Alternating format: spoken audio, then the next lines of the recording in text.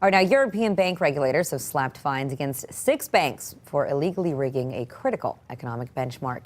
The banks, which include Citigroup, Deutsche Bank, Royal Bank of Scotland, and JP Morgan Chase, spent years intentionally distorting LIBOR, an interest rate that trillions of dollars in consumer and business loans are pegged to.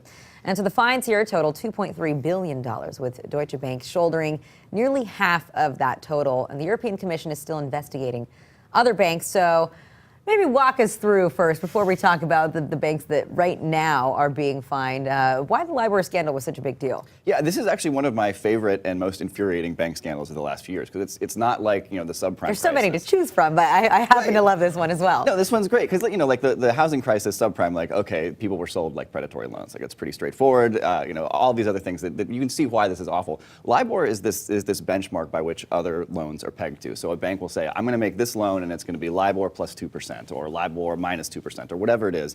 It's sort of like a cost of funds thing, a cost of doing business thing for banks, so that they can ensure they're not going to ever end up losing money. It's the price for which banks actually have to pay to get money that they can then lend out.